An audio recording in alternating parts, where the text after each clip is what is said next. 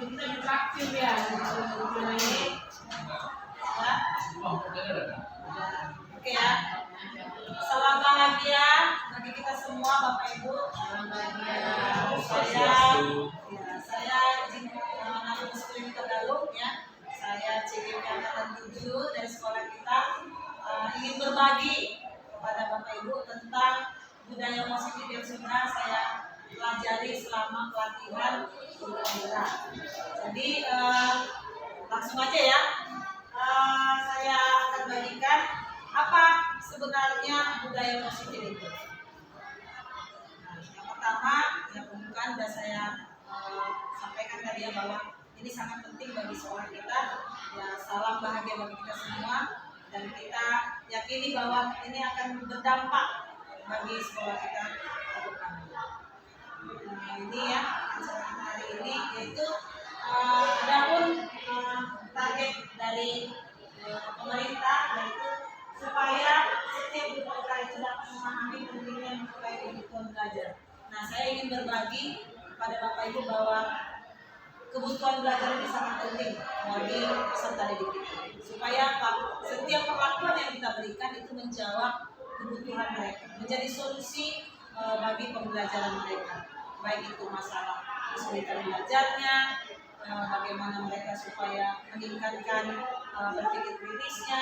Nah, hari ini adapun pemaparan yang akan saya sampaikan adalah bahwa apa yang kita lakukan bersama-sama nantinya itu juga menunjang visi sekolah itu. Baik, langsung saja ya, disiplin positif dan nilai-nilai kebajikan universal.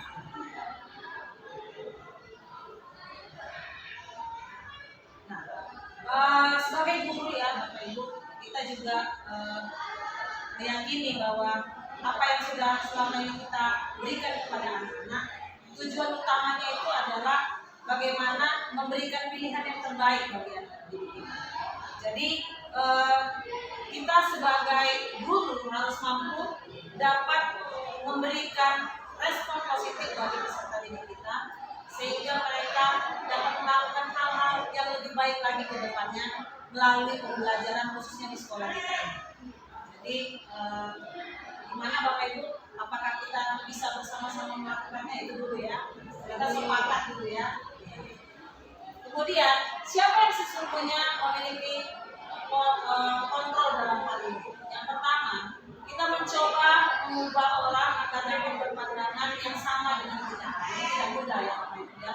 Kadang-kadang kita berpikir bahwa apa yang ada di kepala kita itu seperti apa yang di kepala orang lain. Tentu. Nah, teori pilihannya seperti ini. Kita harus terus berusaha memahami pandangan orang yang lain tentang dunia. Artinya kita harus suka berbagi Bapak Ibu. Kemudian perilaku buruk dilihat sebagai suatu kesalahan. Nah, ini tipe-tipe penghukum ya. Artinya kalau udah ada kesalahan sedikit aja langsung kita cuatkan masalahnya.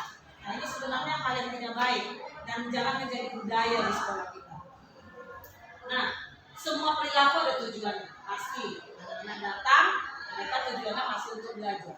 Nah, bagaimana supaya mereka tetap pada tujuannya? Sebagai guru, kita memiliki pilihan untuk membawa mereka menjadi anak-anak yang selalu setia dalam tujuan mereka, sesuai dengan kodrat alam mereka. Mereka belajar seperti apa yang menjadi gaya belajar mereka. Nah, itu harus kita selalu. Makanya di kurikulum merdeka nanti yang akan kita terapkan bersama-sama sesuai dengan anjuran pemerintah dan anak-anak itu harus kita layani sesuai dengan kodrat alam, kodrat zaman. Jadi nggak zaman lagi mencatat dulu sampai habis ya Bapak Ibu. Artinya karena ini zaman digital, mereka kan generasi Z ya, mereka itu adalah anak-anak yang sangat dekat dengan gadget mereka. Jadi nggak boleh juga kita marahin mereka ketika mereka menyelesaikan pekerjaan sekolahnya dengan menggunakan gadget ya, karena memang itu dunia mereka. Bagian kita sebagai guru, marilah kita sama-sama belajar bagaimana kita bisa menyelami dunia digital itu sehingga kita bisa mengarahkan mereka. Itulah sebagai tugas utama kita sebagai guru. Nah, kalau misalnya saya bisa mengontrol orang lain, ini responnya ya.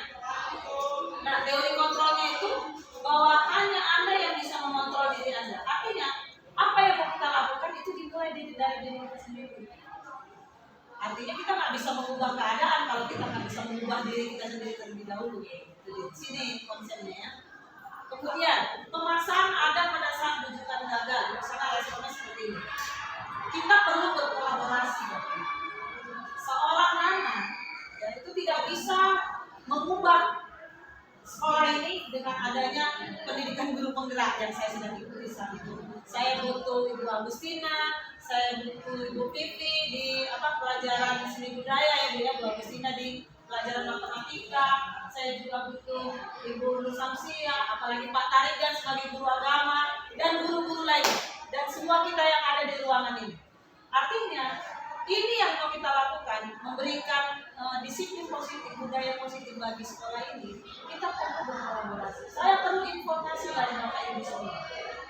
Dan kita juga seperti itu, saling memberikan informasi sehingga apa yang menjadi masalah yang paling hangat di sekolah kita itu bisa kita cari solusinya bersama-sama. Nah, hari ini ada 3 hal yang harus kita pahami. Yang pertama, kita sebagai sebagai guru yang seperti apa? Itu ada istilahnya 5 posisi kontrol Bapak Ibu. Nah, kemudian kita menjadi guru penghukum kah? Apakah kita memberikan konsekuensi kah? Atau kita memberikan solusi bagi permasalahan mereka lewat restitusi? Ini kita mau belajar bersama-sama ya Bapak Ibu. Saya juga bukan guru yang lebih pintar dari Bapak Ibu. Cuma lebih indah rasanya saya membagikan hal positif ini kepada Bapak Ibu sehingga kita bisa sepaham, bisa berjalan bergerak bersama-sama, bergerak, tergerak dan menggerakkan bersama-sama. Itu sih Bapak Ibu. Baik, kita langsung saja ya. Nah, menurut Dr. William Glasser ya, disiplin positif itu yang pertama, Anda tidak bisa mengontrol orang lain. Ini yang harus kita pikirkan, maksudnya punya pemikiran bersama-sama. Kita tidak bisa mengontrol orang lain. Jadi kalau Bapak Ibu ingin anak-anak kita itu maju, kita juga harus bisa menyelami dunia mereka. Kita nggak bisa apa yang kita bilang mereka harus lakukan. Itu nggak baik. Kenapa? Karena itu tidak sifatnya mendidik. Walaupun keinginan kita ingin mereka jauh lebih baik.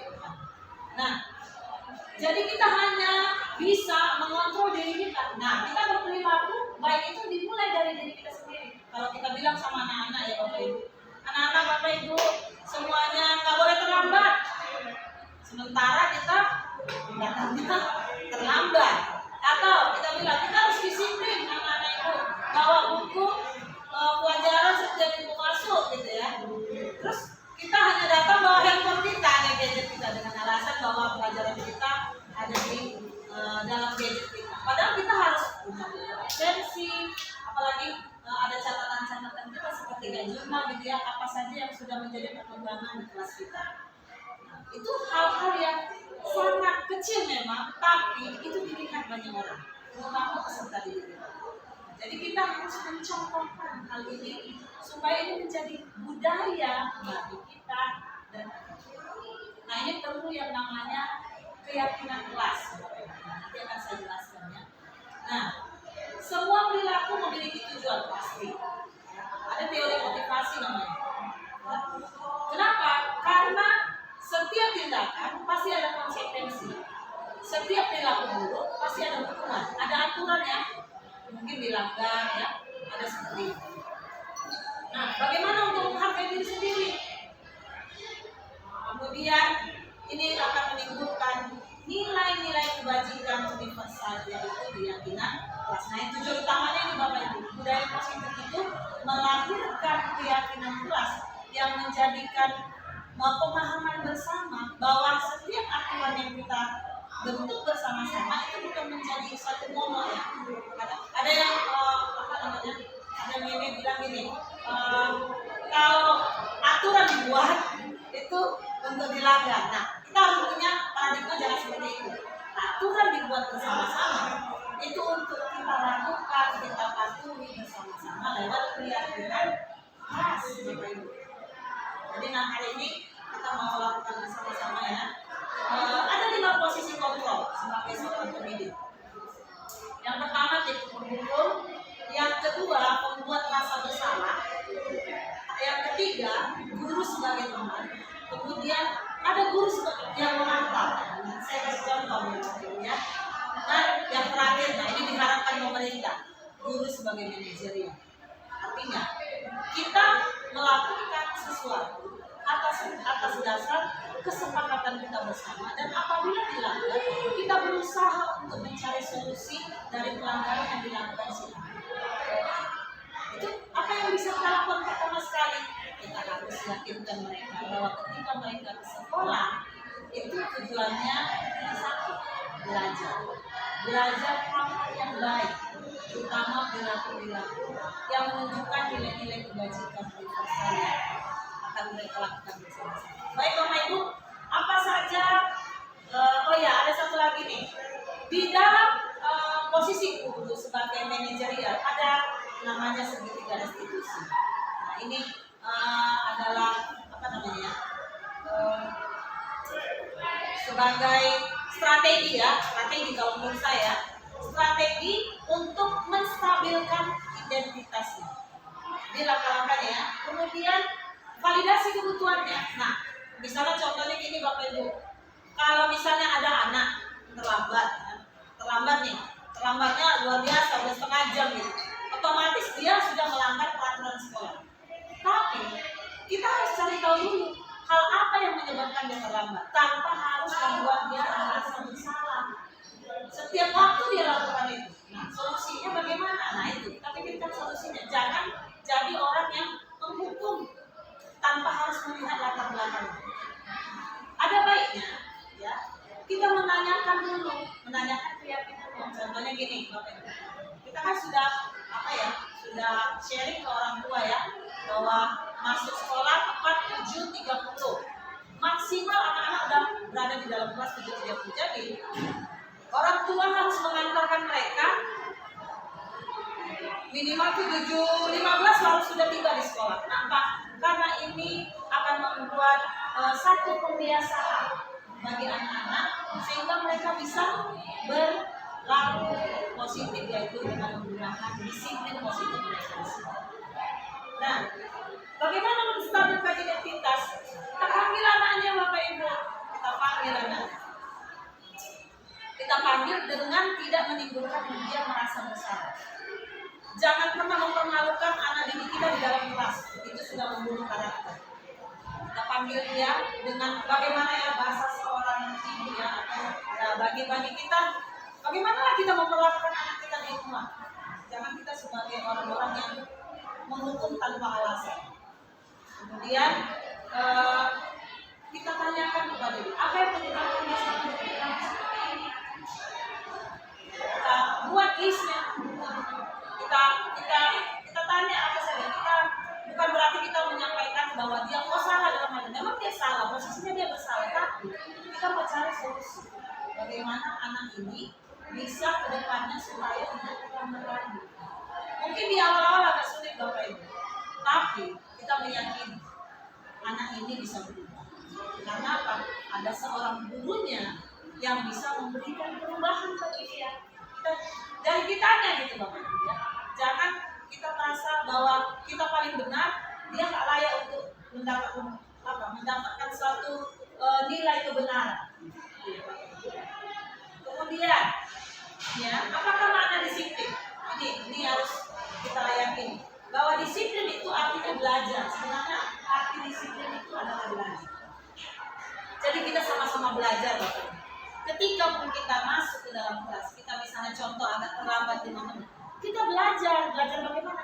Belajar mendisiplinkan diri kita dengan cara salah satu yang kita bisa lakukan ketika kita masuk waktu terlambat, dan kita nggak salah dong. Kita bilang maaf ya, Ibu ya, maaf ya Nak, Ibu hari ini terlambat 3 menit. Nah, itu suatu nilai yang kita lakukan kepada mereka untuk menyampaikan diri positif. Mereka harus jujur terhadap diri sendiri, mandiri.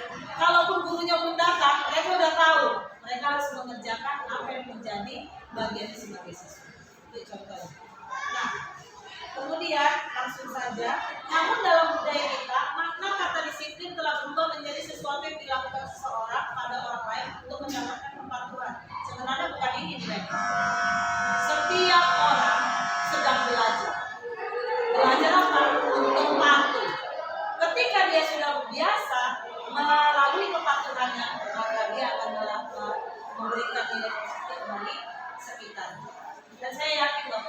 kita memang nggak banyak di sini, tapi saya yakin kita dapat melakukannya bersama-sama. Kalau kita paham bahwa disiplin itu bukan sesuatu hal yang ditakuti, tapi sesuatu yang membuat kita belajar dan terus belajar sampai kita bisa membiasakan diri kita untuk disiplin. Nah, ini ya nilai-nilai kebajikannya ya. Yang pertama itu setiap perilaku perbuatan memiliki tujuan. Bapak Ibu hadir di sini mendengarkan saya ya. Ini juga ada tujuannya Bapak Ibu supaya kita belajar bersama-sama tentang hal ini. Dengan mengaitkan nilai-nilai kebajikan yang diyakini seseorang, maka motivasi intrinsiknya akan terbangun. Itu menurut dosen ya. Nah, apa saja nilai kebajikan universal itu Bapak Ibu? Yang pertama, mandiri. Ada nggak ada guru, anak-anak sudah bisa berperilaku positif. Bernalar kritis. Ketika anak Bapak Ibu melakukan pembiasaan, mereka sudah bisa menyampaikan pertanyaan-pertanyaan yang kritis. Bukan berperilaku yang mereka kalau ditanya diberikan pertanyaan mereka ya silakan Ibu. Terima kasih sudah bergabung. Masuk nggak Bu? Ya sini Bu, silakan. Ya, jadi kalau misalnya kita memberikan sesuatu nilai yang positif, itu artinya anak-anak kita aja berpikir. Jika saya melakukan ini, maka saya mendapatkan nilai positif yang jauh lebih baik. Nah, kita ajar juga mereka berkebijakan global, menghargai satu dengan yang lain. Kemudian bergotong royong, membudayakan bahwa kita butuh orang lain. Kemudian anak-anak juga harus berhati.